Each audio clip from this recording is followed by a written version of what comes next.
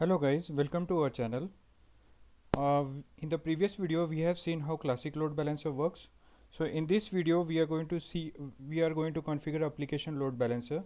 More specifically, we are going to see how to configure path based routing in this. So what is application load balancer and the various features that application load balancer supports. So we know that application load balancer operates on application layer or the layer 7 of the OSI model. It supports path-based routing, meaning that we can route configuration rules which allow us to route based upon the path in your request. It supports host-based routing, meaning that we can write configuration rules which allow us to route based upon the host field in your HTTP header. Then it also supports routing requests to multiple applications on the same EC2 instance. So there are various features of application load balancer, but I have listed the most commonly used ones only here. So I have listed down the difference between classic load balancer and application load balancer, which help us identify why we need to use application load balancer. So classic load balancer does not support path-based routing. So if you want to go with path-based routing, you definitely have to go with application load balancer. So in case of a classic load balancer, we are not supposed to create target groups. But in case of application load balancer, we have to create target groups and register EC2 instance with the target groups. So we will see a demo where we will create target groups and application load balancer. So this is the architecture we are going to develop by the end of this video. Suppose you have an e-commerce application and various microservices have been installed on the different EC2 applications. So one of the EC2 application is responsible for handling clothing request, and while the other one is responsible for handling electronics microservices. Um, uh, s- so by so we will configure an application load balancer and add listener configuration rules, which will help us route the incoming request to the target group specified. So let's move on to the AWS management console. So I am into EC2 management console here. In the instances tab, you can see that I have already launched two EC2 instances on the different availability zones. Um, the first EC2 instance responsible for clothing microservices is been launched into US East 1A, while the other, which is responsible for handling electronics microservices, is launched into US East 1B. And we'll also have a look at what the application says when we route to slash clothing and slash electronics. So this is the this is the application on EC2 1, and this is the application on EC2 2. Uh, so we'll uh, move ahead with creating target groups. So target groups are available in the EC2 management console only. So I'll click on the target groups. Target groups are nothing but a collection of EC2 instances or collection of similar servers. So when you route a request to application load balancer, it sends that request to the target groups, and target group is responsible for routing the request to the EC2 instance attached to it. So I'll go ahead with creating target groups. So I'll name this target group as target group 1. So the target type is EC2 instance. I'll keep the other settings as is. So here we get a message that we have successfully created a target group. I'll close this message. So in the targets tab, we'll have to register the EC2 instance with this target group. So I'll click on edit and I'll select the one of the EC2 instance running on US East 1A and click on add to register. Next I'll click on the save button to register this EC2 instance with the target group.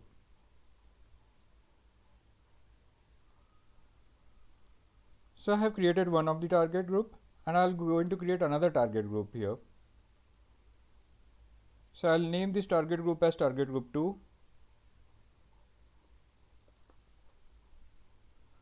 The target type is of instance, and I'll keep the default settings as is. So we'll get a message that we have successfully created a target group here. Now in the target group 2, I'll register an EC2 instance. I'll click on edit, and I'll register the next EC2 instance by clicking on add to register and the save button next. Here we have successfully registered EC2 instance with the respective target groups, target group 1 and target group 2. So now we can go ahead and create a load balancer. So I click on the load balancers, and there I'll click on the create load balancer. From here I will navigate to application load balancer by clicking on the create button here. I'll name this load balancer as my load balancer. So it is definitely an internet facing load balancer. So the default listener is listening on HTTP protocol on port 80. So here we have to select the availability zones where you have launched your EC2 instances into. So you have previously seen that I have launched EC2 instances on US East 1A and US East 1B, and we have to select at least 2 availability zones here. So I'll select 2 of them. So the load balancer routes the traffic to the targets in these availability zones. Next I'll click on configure security settings. So here we get a warning saying that you need to improve the load balancer security. This is because we are configuring HTTP protocol, and HTTP traffic on HTTP protocol is not secure, not encrypted by default. So I'll click on configure security groups. So I will select one of the existing security group which allows HTTP protocol on port 80. Now I'll click on configure routing. So this is the page we can use for routing your default routes. So here I will choose one of the existing target group and the target group name of the target group. So the default routing will go to the target group 1. Next I'll click on the register targets. This is nothing but the instance ID of the EC2 instance in target group 1 which we had registered with target group 1. Then review and launch our load balancer. Review and create our load balancer. Here we get to see all the configurations we have gone through while creating the load balancer, and we can also edit these configurations here. Now I'll hit on the create button. It says we get a message saying we have successfully created the load balancer. Let's navigate to the load balancer. So in the description section you can see the DNS name of the load balancer, and the load balancer is still getting provision. So we'll have to wait till the state of this load balancer is active.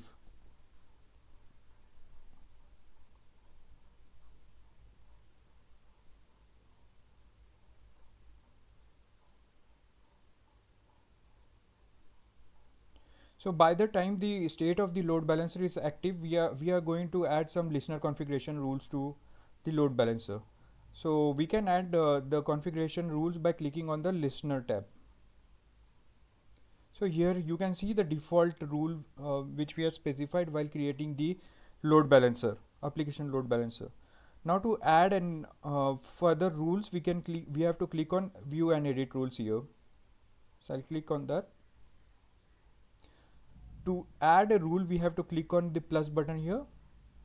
Then again we have to click on the plus button here to or the insert rule word here. So I'm going to add a condition. So if the path contains something like clothing slash star and something anything after it, it should redirect or forward to target group 1. So I'll save this rule. This is my first rule, and then I have to click on the save button as well. I'll again insert one more rule here, and in this rule I'll specify a path based condition. So if my path contains electronics and anything after that, it should redirect or forward me to target group 2. I'll save these rules. So any given point of time, you can edit these rules by clicking on the edit rules button here. So I'll go back to the load balancer section by clicking on the back button here. So it's still getting provision. We'll wait for some time till the status of the load balancer becomes active. So here it is active now. Now we will grab the DNS name of the load balancer and paste it into the browser. So it is redirecting to the target group 1 EC2 instance configured on target group 1. Let me append electronics here. So let me append electronics at the end of this DNS name here. So electronics slash. See, it will redirect us to the EC2 instance launched in the target group 2, associated with the target group 2. So this is how we can configure path based routing in application load balancer. So we can go to the home default